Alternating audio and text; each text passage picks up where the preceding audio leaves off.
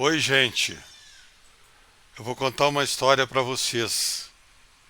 Vocês não sabem o dia que eu fui numa parada gay e vi novidades lá. E eu quero contar essas novidades pra vocês.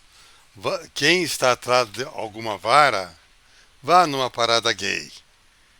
Eu vou contar então pra vocês a minha aventura eletromagnética.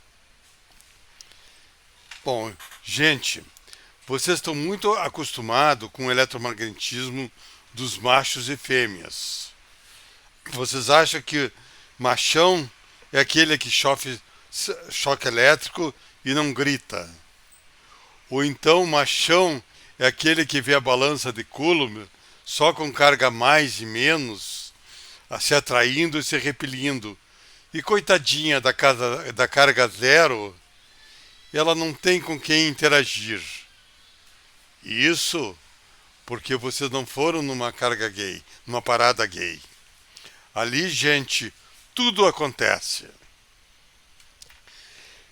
A física, a partir do século XX, começou a desvendar um eletromagnetismo microscópico.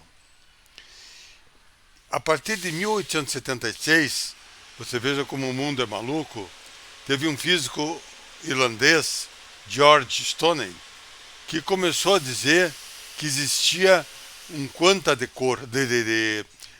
carga. Isso em 1876. Foi o preâmbulo ao elétron. O elétron foi encontrado pelo Thomson em 1891. E o século XX começou a descobrir, como nós sabemos, um conjunto de partículas elementares. Bom, se vocês começarem a ver, vamos dizer, em 1938 já haviam 14 partículas elementares, tipo próton, elétron, nêutron, pions, muons, neutrinos. E o que essas partículas tinham em comum? Elas pertenciam a reações microscópicas onde havia troca de cargas, entre outras coisas. A partir da década de 40, 50, descobriram 80 partículas exóticas. Hoje, dizem que tem 250 partículas elementares. Tem pessoas que dizem que tem 600. Mas, enfim, há um mundo todo microscópico, certo? Um mundo na faixa de 10 a menos 17 metros. E esse mundo, ele está regulando fisicidades. Qual é a fisicidade que nos interessa? A que nos interessa é a questão da transferência de carga. A teoria quântica de campos, ela é o marco da mutação de quantum. Ela fala que as partículas são criadas e destruídas. Então isso vem desde da década de 30, de 1930. Portanto, nós, ao analisarmos a questão da transferência de carga elétrica, não estamos fazendo nada de novo, absolutamente nada. É um assunto para a década de 30. Na década de 30, como já falamos, existia a teoria quântica de campo e na Conferência de Varsóvia de 1938 já existiam 14 tipos de partículas com cargas mais, zero e menos. A questão é que o pessoal não quis observar a carga zero como pertencente ao eletromagnetismo. Carga zero, é outra coisa. É uma questão. O pessoal, na década de 30, gente, não queria ir, não tinha parada gay. Hoje, vocês podem tirar o fóton, os pi-zero, e assim como outras partículas sem carga, tirarem do armário. Gente, será que vocês vão serem capazes de saírem do armário? A questão, então, para os teóricos, os filósofos da física, aqueles que só pensam em superstrings, supersymmetry, é cair um pouco mais no chão terra e começar a entender que talvez o eletromagnetismo seja constituído por 3 gêneros de carga elétrica. Então, quando você tem uma carga a mais, ela tem uma energia eletromagnética que a transforma em carga zero em carga menos. Então, por exemplo, a carga zero, para aqueles que já saíram do armário, eles sabem que o fóton ele tem energia eletromagnética, ele carrega campos eletromagnéticos. A gente sabe que a energia do fóton é E2 mais B2. O fóton tem um vetor de Poynting carregando o seu momento, E externo B. Então,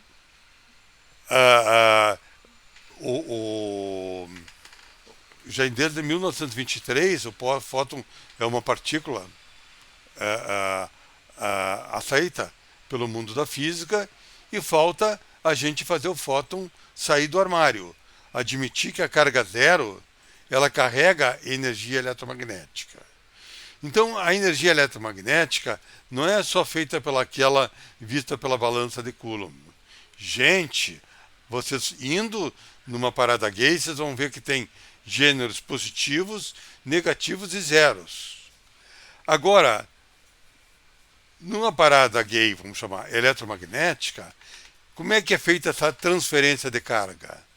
Como que a gente vai de uma carga zero para uma mais, para menos, etc. Você, para isso, precisa, então, um quadruplete de bósons intermediários, que a gente chama de AMI, UMI e VMI mais ou menos. Qual é a diferença? A diferença é que agora o eletromagnetismo não é aquele apenas do Feynman dos anos 40, onde você tinha uma carga positiva e outra negativa intermediada por um fóton, mas você tem como se fossem 4 fótons. Um AMI sem massa, o usual, o UMI, um fóton massivo, e VMI mais menos fótons massivos carregados.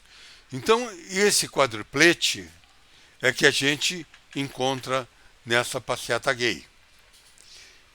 O que acontece? Você começa a sentir que existe uma nova perspectiva eletromagnética. Essa é uma questão que a gente sempre coloca no professor global. O símbolo do professor global é um gato e com um rabo. Pelo rabo, você começa a entender a simetria que está envolta com aquele gato. Mas você só vê o rabo. Você vê o rabo, dimensiona a simetria e quer ver o corpo do gato. Então, o que acontece é o seguinte: a gente, vamos dizer, está vendo atualmente o rabo do eletromagnetismo, que significa as equações de Maxwell, a Q e D. E a gente quer ver se não existe um corpo eletromagnético maior construído por esses 4 fótons em quadrupleto. Desta maneira, a gente começa a observar o seguinte: o nosso caminho, o nosso percurso deve ser feito pela conservação da carga, pela carga elétrica, entender a sua conservação, como é que ela é conduzida, como é que ela é transmitida e como é que ela interage. A nova perspectiva é olhar isso através desse quadrupleto e começar a trazer algumas questões sobre esse gato, esse novo corpo eletromagnético. A questionar se a interação fraca, em vez de ser uma outra interação, em vez de um gato, um cachorro, ela não seria uma parte desse corpo eletromagnética a qual a gente apenas vê o rabo através das equações de Maxwell.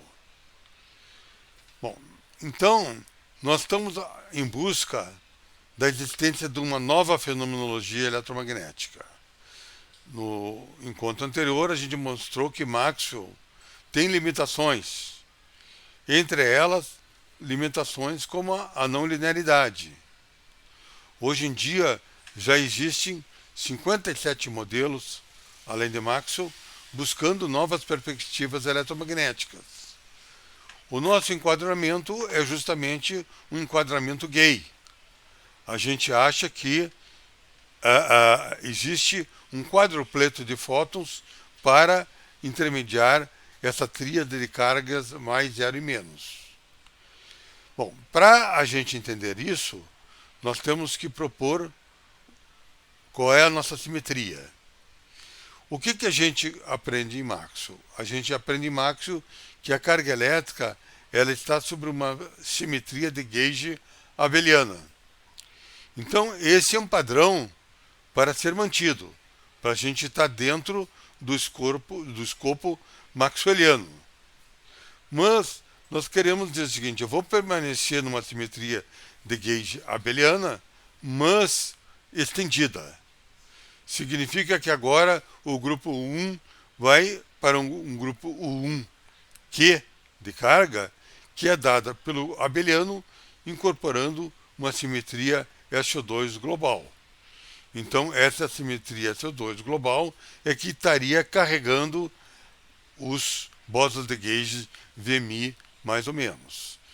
Então, eu gostaria de colocar a vocês que a nossa proposta é construir um eletromagnetismo baseado em 4 bósons mensageiros, onde a Mi é o fóton usual, o Mi é um fóton massivo e VMI+, são os fótons carregados. Esse Mi e VMI+, menos, pode ser coisas quaisquer. Como eu coloquei para vocês, existem 600 partículas elementares intercambiando entre si e elas podem ter bósons mensageiros quaisquer. A interação fraca identificou o Mi com o Z0 e o VMI+, com o W-. O que nós estamos falando aqui é um eletromagnetismo genérico, um intercâmbio genérico de cargas elétricas, onde esse Mi e VMI+, pode incorporar diversos tipos de massas e assim por diante. Nós estamos aqui apenas tratando a questão da carga elétrica. Por isso que tem o Mi sem carga e VMI+ com carga. Esse, vamos dizer, seria o conjunto básico. Agora, a questão é o seguinte, vamos dizer, você está indo para uma passeata gay para buscar uma nova simetria. Vamos dizer, você é um mal amado ou decepcionado com as mulheres e vai buscar se existe alguma simetria maior do que a relação macho-fêmea. A questão, então, é que você está à procura de uma vara. E essa vara, ela, vamos dizer, a gente poderia voltar, vamos dizer, aos tempos antigos, relembrando a questão de Eratóstenes. O que Eratóstenes fez, basicamente? Ele pegou uma vara, em vez de sentar em cima dela, ele foi ver a sombra que ela faz, a distância dela lá de Alexandria para Siena, e com isso ele foi buscar entender a medição do raio da Terra. Então, a perspectiva era da homotetia via triângulo, relações de similaridades via triângulo. O próprio Platão, antes, já falava em Sumatra, quer dizer, um tipo de simetria. Então, aquele período grego, eles já nos colocam que também a gente deve procurar varas, certo? Mas, para entender a questão da homotetia. Agora, nesse período nosso eletromagnético, a nossa questão é enxergar qual é a homotetia que aparece via 3 cargas. A homotetia sempre foi caracterizada por um ângulo θ, conectando, vamos dizer, os lados de um triângulo.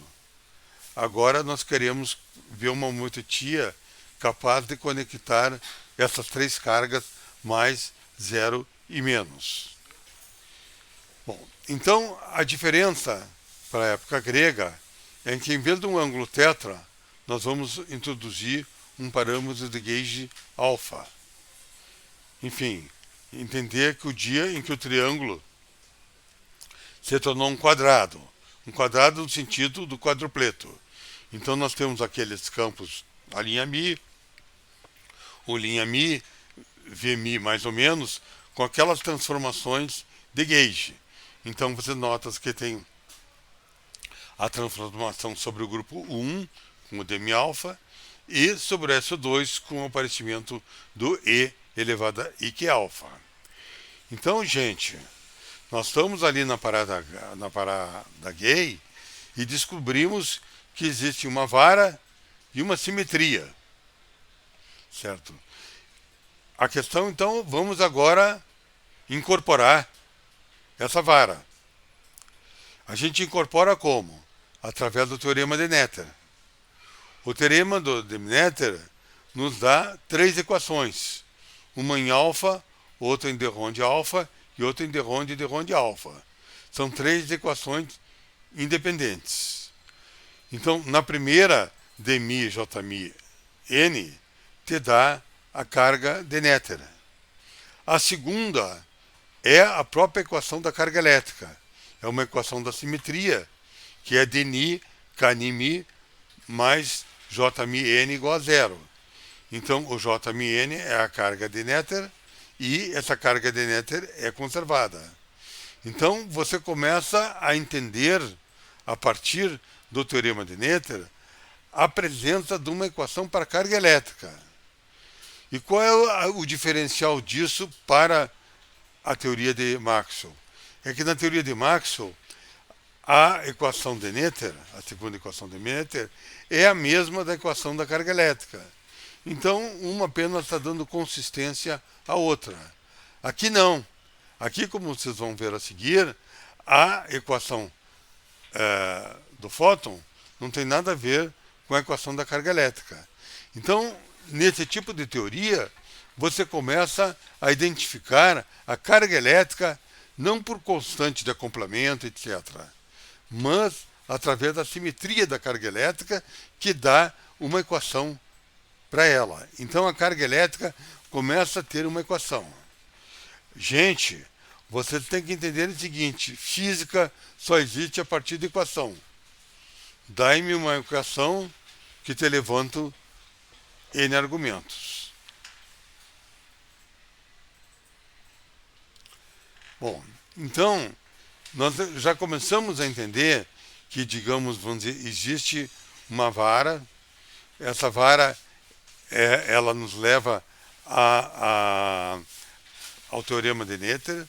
O teorema de Noether nos leva a três equações e uma delas identifica a carga elétrica através de uma equação.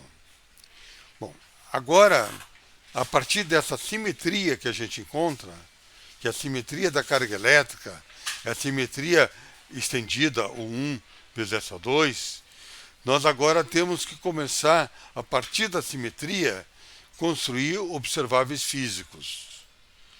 Então, para você construir um observável físico, você tem que estar claro com você qual é a tua simetria de gauge, qual é a tua invariância de gauge associada.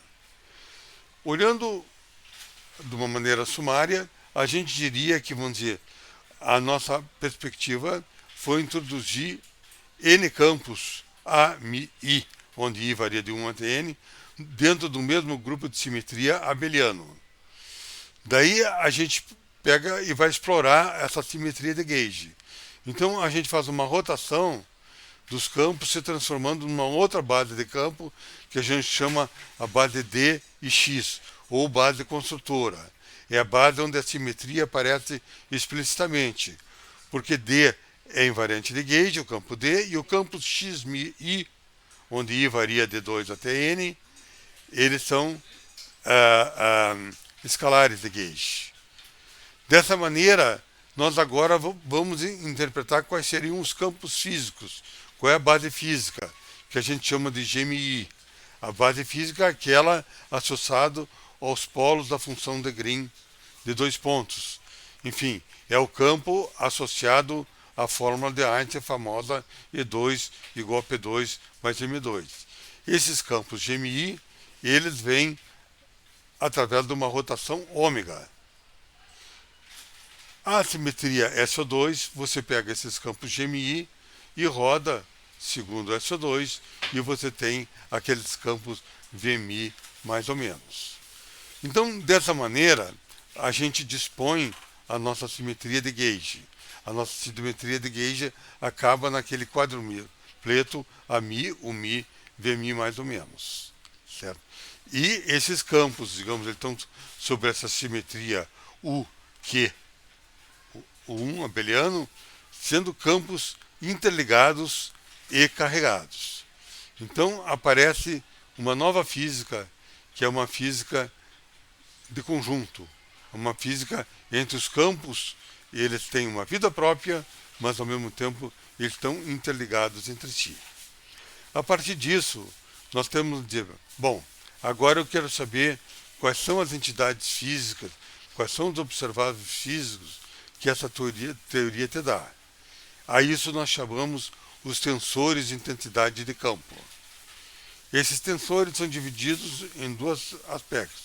Um, o granular, que é antissimétrico e simétrico, e outro, o coletivo, que é também de natureza antissimétrica e simétrica. Então, nós temos agora uma nova perspectiva para tensores de intensidade de campo. Além daquele usual F-mini, da QED, nós temos um outro tipo de campo, que é o U-mini e o V-mini mais ou menos. Então, o F-mini é dmi ani menos dni ami, e o U-mini é dmi u-mini menos dmi u-mi. E esses campos, vamos dizer, eles são reais e, no caso ali, com essas invariâncias segundo o grupo 1 vezes SO2. O F-mini linha é igual a F-mini, o mi linha é igual a mini, e o V-mini mais ou menos se transforma segundo uma rotação elevada a I, que é alfa. O fundamental é que, vamos dizer, eles já começam a ser candidatos ou mesmo já observáveis, certo? E eles são reais e com uma transformação de gauge ou invariante ou bastante explícita, que a gente pode, a partir deles, construir termos invariantes de gauge na Lagrangiana. Bom, então vamos ver os termos granulares antissimétricos. Eles se transformam dessa maneira, como eu já expliquei. Então, e eles são, digamos, vamos dizer, candidatos à fisicidade que a gente quer dar ou conhecer nesse novo eletromagnetismo. Tem outro tipo de campo, tensor de intensidade de campo, que se chama os granulares simétricos. Eles são chamados S-mini, ou então S-mini 1, S-mini 2 e S-mini mais ou menos. Descrito pelas expressões escritas na tela, onde agora entra o sinal mais para identificar a condição simétrica. Eles têm essa transformação de gauge, e quando você multiplica eles, beta 1, por uma constante que depende aí de valores de coeficientes que a teoria apresenta, cada um deles tem uma condição para ser invariante de gauge sobre 1. Então, essa condição, você vejam que ali, olhando primeiro, beta i S-mini 1, é um beta i vezes um ômega i 1, ômega 1, 1 menos 1. Então, o beta i é um coeficiente, esse ômega é aquela matriz de rotação da base construtora para a base física e assim por diante. Então você começa a obter vínculos. Daí você começa a perguntar, esses vínculos, eles destroem a invariância de gauge da teoria? Eles destroem o corpo físico da teoria?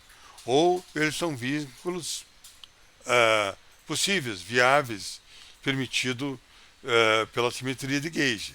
Assim como quando você tem um espaço de Hilbert, você não corta o espaço para fazer certas propriedades da mecânica quântica, aqui esses vínculos seriam da mesma maneira.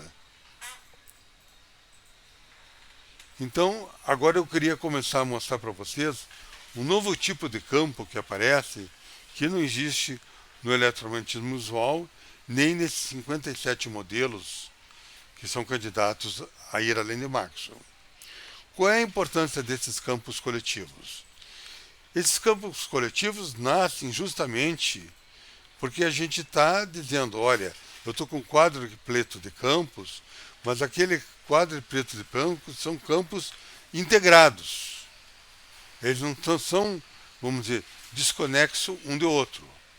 E aí você nota que eles começam a se juntar para formar tensores de intensidade de campo. Então você não tem apenas um F mini, que seria um granular, mas um epsilon mini, no caso 1,2, 1,2 porque está ligado com o campo A e o campo I, U. No caso do epsilon mini mais menos, está ali embaixo com o campo VMI mais e VMI menos. Então esses campos eles se juntam e formam campos coletivos. Esses epsilon E1, 2 que aparecem, E3, 4, eles são coeficientes. E esses coeficientes, como nós veremos daqui a pouco, eles são função dos conjuntos de coeficientes livres que essa teoria permite. Bom, então, você nota que essa teoria, ela constrói os campos coletivos e deixa a expressão deles em termos de coeficientes abertos. Qual é a importância desses campos coletivos? Onde é que ele existe na física? Quando vocês forem ver a seguir as equações de movimento, vocês vão ver que os campos coletivos eles estão no lugar onde deveriam estar a polarização e a magnetização. Então, o que significa que esse modelo ele incorpora a polarização e a magnetização a partir de primeiros princípios, isto é, a partir da simetria de gauge colocada e sua correspondente lagrangiana. Você retira as equações de movimento, é um cálculo simples, e você daí vê que, vamos dizer, o divergente do campo elétrico tem mais uma magnetização. Isso que é colocado à mão em Maxwell. Aqui essa magnetização aparece como esse campo coletivo é 1, 2 e mais ou menos. Então você tem 2 campos coletivos antissimétricos e 4 campos coletivos simétricos, certo? Agora, esses campos deixam, claro que você está juntando o quadrupleto inicial, mas deixa um pouquinho aberto o que são esses coeficientes. Então vamos dar uma olhada um pouco nesses coeficientes. Então, esses coeficientes, certo? Quando você vai estudar invariante de gauge desse tensor intensidade de campo coletivo, a parte de S2 é óbvia, porque nem a Mi e o Ni depende de S2. S2 está ligado à carga. Mas para você entender a simetria 1, você vai ter que entender o que são esses coeficientes. Esses coeficientes E1, 2, eles são escritos em termos de coeficientes livres. Coeficientes livres é que eles tomam qualquer valor sem afetar a simetria de gauge. Então, voltando a dizer, é como se tivesse um espaço de Hilbert e você pudesse trabalhar com a teoria e ir cortando, e você vai fazendo o vestido que você quer. Então, você quer fazer um vestido que tenha esse campo epsilon mini 1, 2. Então, você calculando na teoria, esse coeficiente de epsilon 2 é a função de todos esses coeficientes que estão aí, que são, vamos dizer, gama é um coeficiente, gama e j, ali seriam coeficientes livres. Esse ômega, essa matriz ômega, é construída em funções de coeficientes livres, e você então tem uma grande expressão onde você tem que ter essas condições, que é 1, 2 vezes ômega 1, 1 menos 1 igual a zero, e 1, 2 vezes ômega 1, 2 menos 1 igual a zero. Então, essas expressões, elas podem ser obtidas, essas identidades, inclusive sem identificar, porque é uma expressão algébrica grande, que vamos dizer o gama 1, 1 tenha que ser igual a 1, seja zero, ou igual a alguma outra expressão. Você tem uma expressão bastante aberta. Então, esses coeficientes livres, na minha opinião, continuam livres. E então você começa a ter uma fisicidade que essas condições acima não cancelam a presença do campo coletivo. Então você começa a ter aquele campo coletivo que está escrito ali em cima como um campo real e invariante de Gauge. Então, ele é um observável da tua teoria.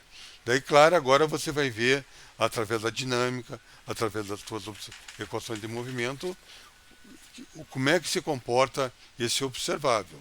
Eu só estou apenas adiantando que ele entra justamente no lugar da polarização e a magnetização. Bom, mas daí, gente, a gente está lá na nossa passeata gay. E daí está passando um trenzinho gay. E você diz, bom, eu tenho que entrar nesse trem. Mas, pô, gente, eu sou físico. E para mim entrar num trem, eu tenho que pelo menos ver não só a vara, mas a equação. Certo? Eu quero ver a equação. Uma equação que vem através de uma vara. Entende assim? Bom, então vocês têm que começarem a ver como é que se constrói uma teoria, como é que se constrói um modelo, enfim, como é que se constrói física e matemática. O que é a trigonometria? A trigonometria ela vem lá da vara de Eratóstenes, certo? Discutindo as proporções homototia do ângulo θ, mas ela começa a definir funções. Ela define o que é seno, cosseno, enfim, tangente, tangente hiperbólica e assim por diante. Mas então, o que eu quero dizer para vocês é que no caso da gente, a gente não está querendo, não é bem funções, a gente quer observáveis físicos, como esses tensores de intensidade de campo granulares e coletivos. Então, o nosso seno, o nosso cosseno, é aquele campo coletivo que a gente viu agora há pouco. Mas a gente quer saber as equações. Então, a trigonometria, ela não define seno e cosseno. Ela define equações. Existe uma porrada de equações trigonométricas. E isso que faz a cadeira da trigonometria pertencer ao escopo científico. Então, não adianta você ficar levando varada se você não transformar aquilo numa equação. Certo? Você pode estar saindo do armário, tal, mas você pode, terminou a parada, voltar triste para casa. Você tem que voltar com alguma equação. Então, nós estamos ali na nossa parada gay, certo? E o nosso trenzinho ali, estamos entrando no trenzinho gay, e nós dizemos, bom, eu estou aqui com 4 campos que estão se movimentando segundo as cargas mais, zero e menos. Então, esses 3 gêneros de carga é o que a gente diz como homem, mulher e meio campo. Entendeu? Então, nesse meio campo, a gente começa a entender que tem observáveis granulares e coletivos, antissimétricos e simétricos. A gente define os novos observáveis granulares. É tudo gente que está podendo entrar no trenzinho. E coletivo. Daí você diz, bom, agora chega de vara, eu quero ver qual é a equação de movimento. Daí, assim como o Eratóstenes pegou aquela vara, vocês agora estão tirando da simetria da carga elétrica uma equação de movimento que é do estilo de Ronde, um F qualquer, mais um E, que é o coletivo, então o F seria um granular, o E é um coletivo, e com não linearidade. Você tem esse F mais E multiplicado por um A é um campo potencial qualquer, e com uma constante de acoplamento G. Então, gente, vocês já se tornaram, vamos dizer, não lineares. Então, vocês estavam naquele mundinho papai e mamãe de Maxwell, muito linear, é meu bem, meu mal, e agora vocês entraram no mundo não linear. Vocês não sabem mais se vocês são roxo, amarelo ou vermelho. Entendeu? E esse é o mundo não linear. Você simplesmente tem que admitir que essa equação que está ali é uma síntese de todo esse pensamento que nós estamos a desdobrar. Então, é muito importante ter uma leitura concreta da equação, certo? Então, essa equação colocada, mais completa. Então, o que vocês veem nessa equação? Vocês veem que tem primeira uma completeza de conjunto eletromagnético. Você tem aqueles 4 bósons de gauge ali transcritos em termos do A. Esse A pode ser qualquer um daqueles. E eles estão formando um conjunto. Então, esse conjunto é o suficiente para a transmissão das cargas mais, zero e menos. Para você se manifestar nesses 3 tipos de gêneros. Tá? Então, com aquele conjunto, você pode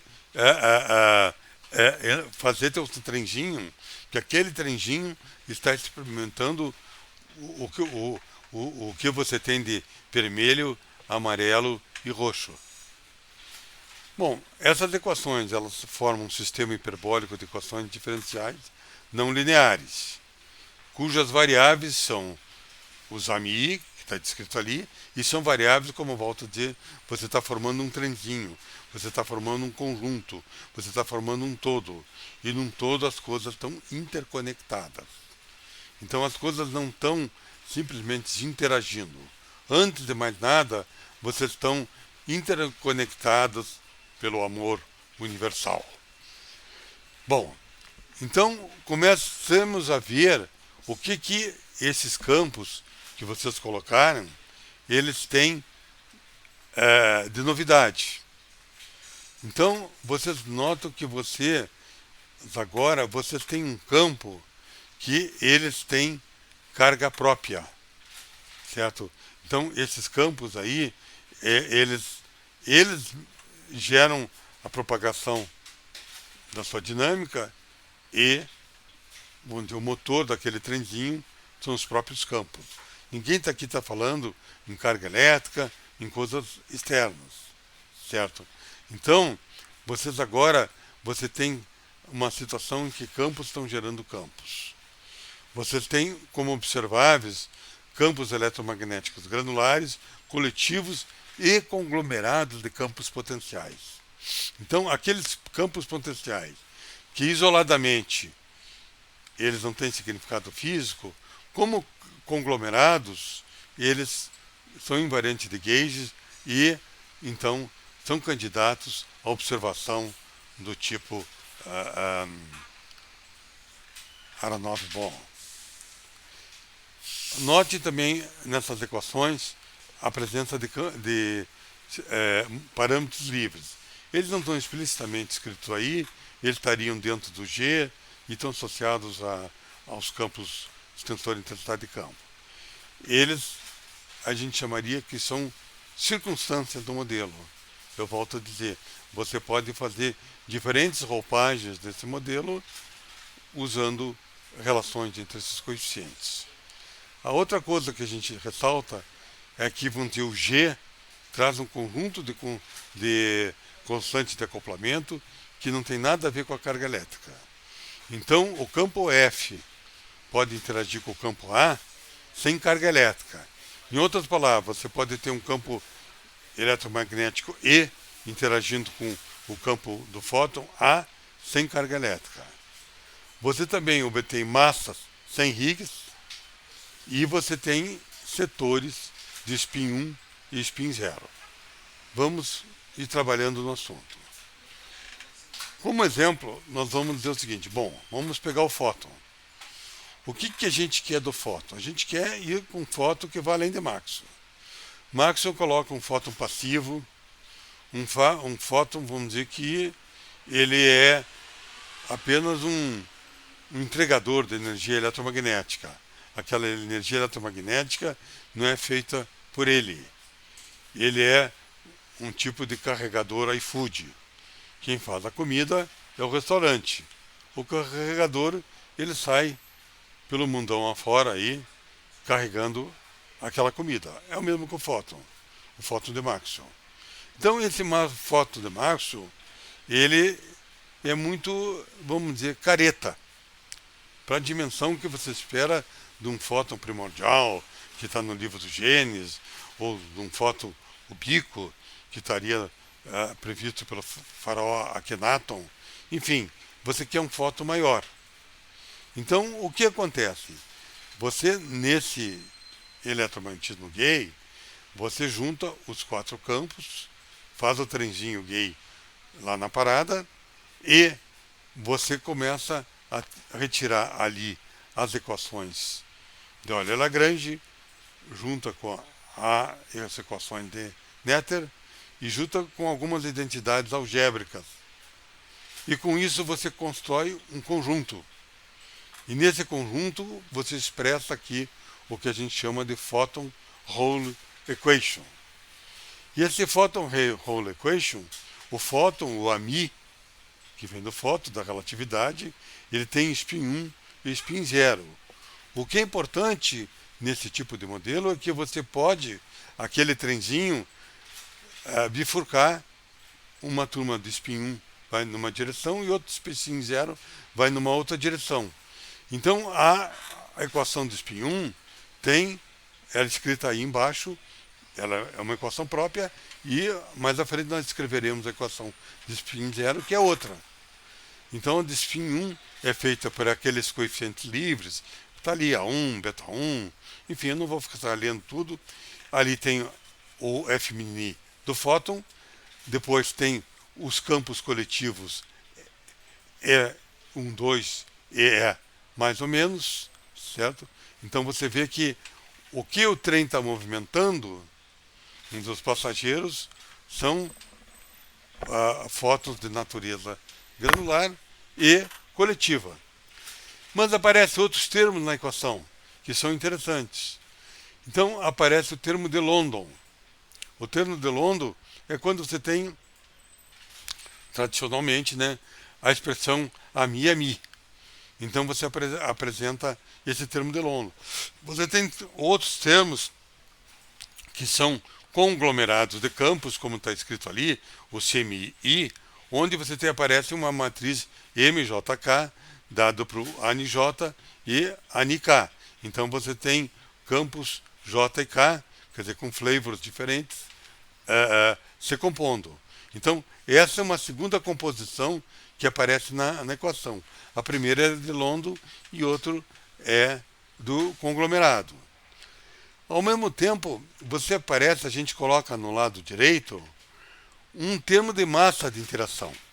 A massa, ela começa a aparecer, a massa não interage via gravitação, então você tem massas MU, a massas dos V mais e V menos, então elas aparecem juntos com os campos, oferecendo como fosse uma fonte da equação do fóton.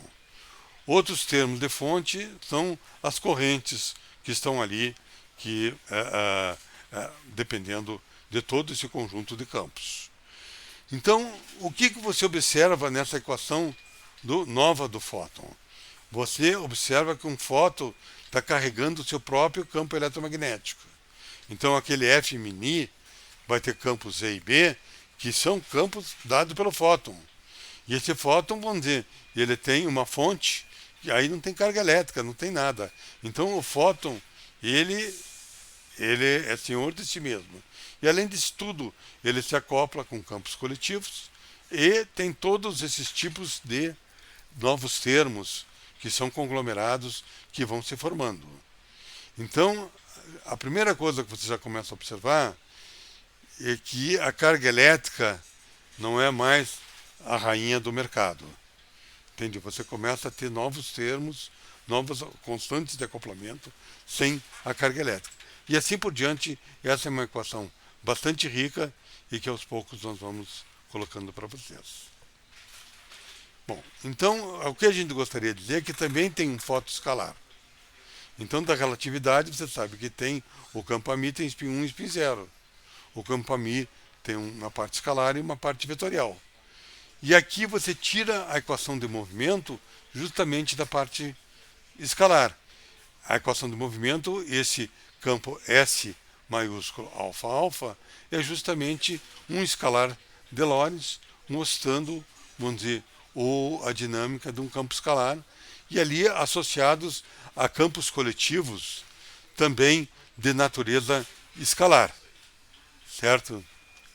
Bom, ali o foto escalar, ele tem do lado direito um campo de massa igual no outro e correntes, ok?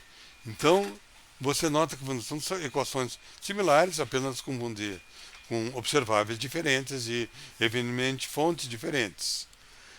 O que a gente observa é que a gente não colocou aí o termo de gate fixing, mas essa dinâmica granular de spin zero pode ser considerada através de parâmetros de gate fixing.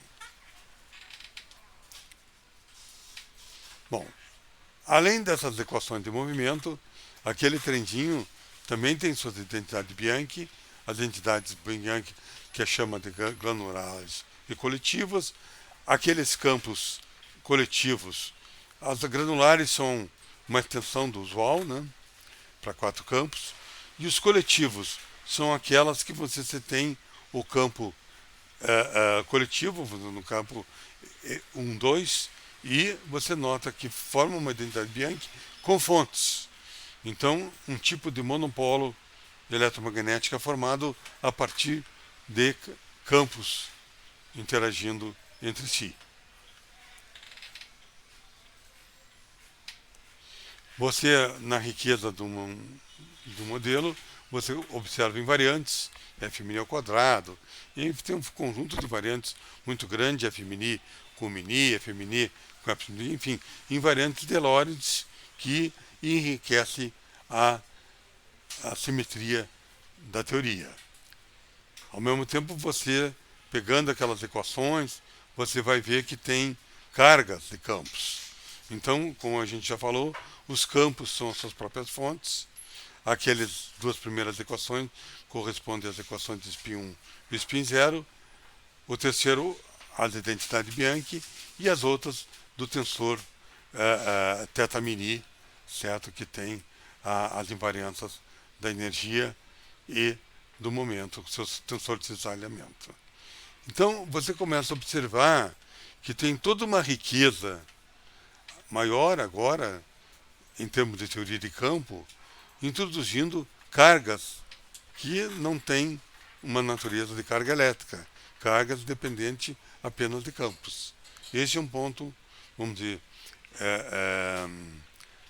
da estrutura da teoria, da nova riqueza que a estrutura da teoria dá ao conceito de campo. Ao mesmo tempo, você pode investigar a presença de ondas eletromagnéticas e você vê ondas não lineares. Então, você agora começa a ter uma nova tipo de relação de pressão a ser estudada. Bom, você, ao mesmo tempo, como isso é uma estrutura em rede, certo? Você espera que a tua teoria, vamos dizer, apresente uma força de Lorentz que a gente chama de construtiva. Quer dizer, ela está dentro de um conjunto. Então, se você olhar ali, a expressão não foi bem batida, é de mi, θ mini, é igual a F mini. A partir dessa lei de conservação, você obtém 3 forças de Lorentz. A primeira de Lorentz usual, com campo elétrico e campo magnético, e ρ e J como se fosse cargas e correntes, cargas elétricas, ou cargas mesmo externas, né? e correntes. Então, é uma reprodução da força de Lorentz.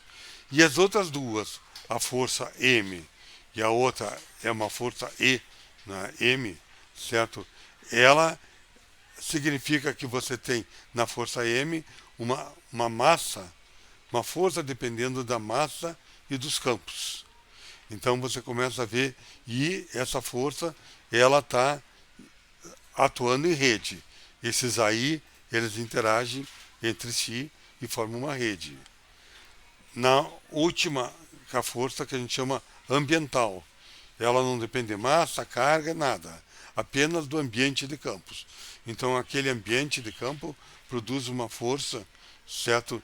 Dependendo ali daquelas relações, uma ligada a uma equação de continuidade e outra ligada ao AI.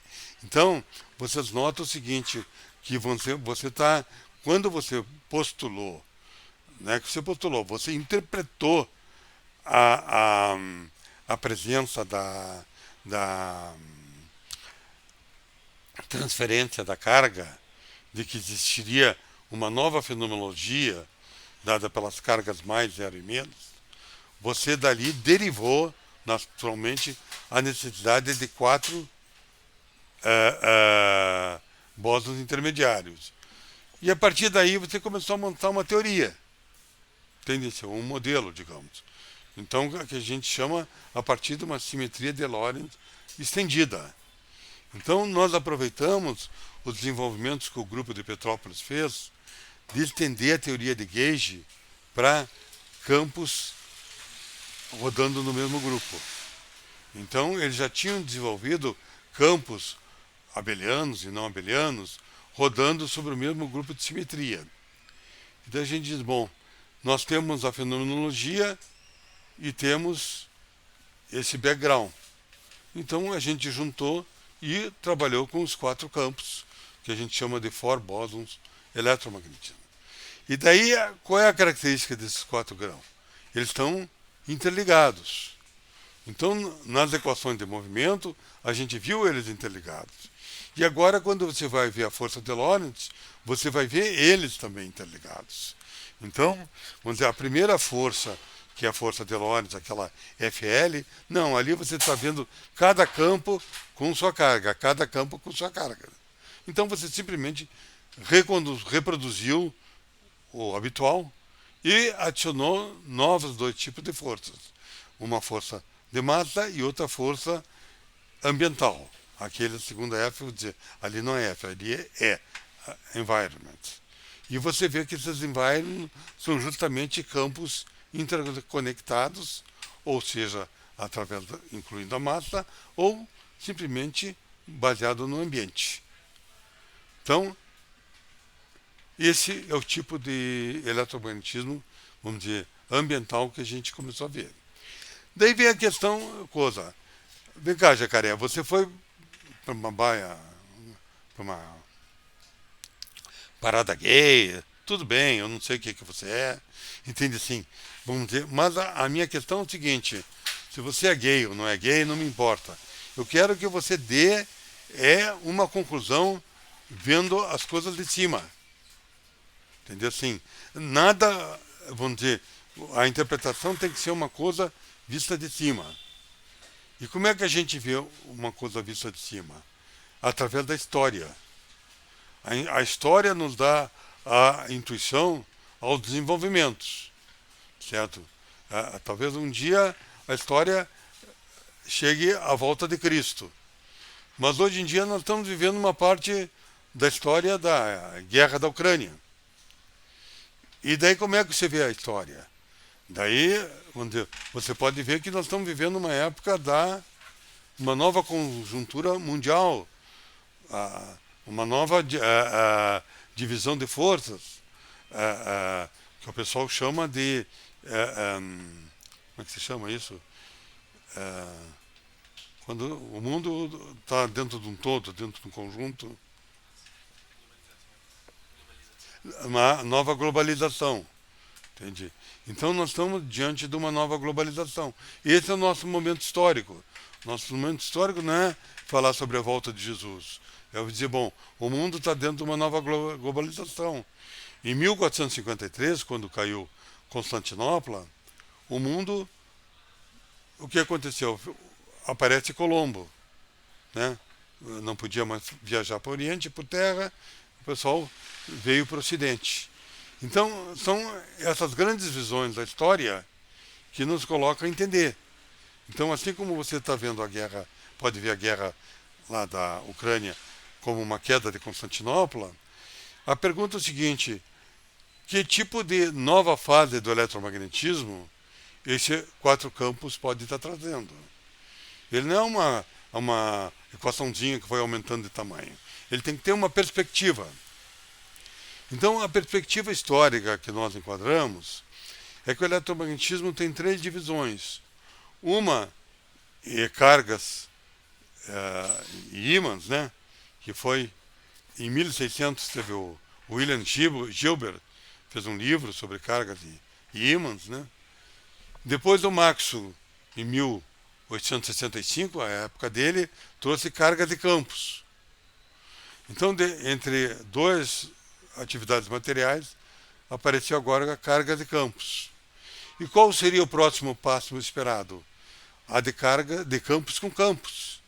Então, tanto o astrofísica, qualquer área do conhecimento aí, matéria condensada, etc., está todo mundo em busca do eletromagnetismo não linear. O que significa um eletromagnetismo não linear? É campos gerando campos. Então, nesse estudo que a gente faz com quatro campos, o que você nota? Você nota o surgimento de campos coletivos, um novo tipo de campo. Você nota o surgimento de uma massa de London, uma massa gerada tipo AMI, campo interagindo com campo. Uma massa conglomerada, campos interagindo com campos de diferentes flavors. Você vê o surgimento de monopolo, de campos com campos. Você vê das equações de movimento o surgimento de carga de campo. Você vê o surgimento de forças dependendo de campo. Então, com isso a gente gostaria de contextualizar que esse eletromagnetismo gay, ou eletromagnetismo de quatro campos, ele está traduzindo uma terceira fase da história do eletromagnetismo, que a gente não sabe muito bem. A gente nunca soube muito bem o que aconteceria com a queda de Constantinopla. A gente atualmente não sabe muito bem o que vai acontecer com a queda da Ucrânia. E a gente também não está sabendo muito bem o que está acontecendo com a introdução de quatro campos. Mas a gente sabe que tem algo novo a surgir, certo? Então, nós simplesmente, vamos dizer, estamos ali convidando os nossos passageiros a subirem nesse novo trem eletromagnético. Então, esses passageiros, quem são os passageiros que sobem ali? São tensores de intensidade de campo que vão, então, sofrer uma equação de movimento. Exemplo, o FMI, então vai ter campo elétrico e magnético. O coletivo vai ter um campo elétrico e magnético, vamos dizer, pequeno, mas eles vão estar ali dentro, andando de trem. E você começa a ver que para subir nesse trem tem que pagar um ticket. A turma, a gente vai ver em outros seminários, a turma FMI, a turma, vamos dizer, granular, é gratuito, entra. Os outros coletivos já começam a ter vínculos, quer dizer, tem que ter um pagamento, tem que ter, vamos dizer, como a gente diz, uma restrição nas constantes que a teoria permite, certo? Dessa maneira, a gente diz, bom, existe um trem, você pode subir passageiros, uns vão pagar, outros não vão pagar, mas para onde está indo esse trem? Essa é a pergunta. Esse trem, como já foi visto um pouco anteriormente, ele vai passar por 7 estações. São os 7 regimes eletromagnéticos, não é um diferente do outro, todos estão interligados. Então, daquele gato que a gente via no professor global, que só tinha o rabo, que era as equações de Maxwell, a gente puxou o rabo e começa a ver um corpo que tem um eletromagnetismo sistêmico, quer dizer, com aqueles 4 campos eles formando um conjunto, aparece um eletromagnetismo não linear, aparece um eletromagnetismo neutro, quer dizer, algo além da carga elétrica, aparece um eletromagnetismo dependente do spin, um eletromagnetismo fotônico, o fóton aparece como autointeragente, independente da carga elétrica, e eletrofraca. A eletrofraca nada mais é do que um setor do eletromagnetismo. Então, nessa viagem nós estamos, certo? Então, nós resumiríamos aos senhores que existe um trem eletromagnético, esse trem eletromagnético está levando novos sensores e está chegando a novos regimes eletromagnéticos, a quais nós temos que ir aos poucos nos aprofundando. Então, assim eu concluo essa segunda aula.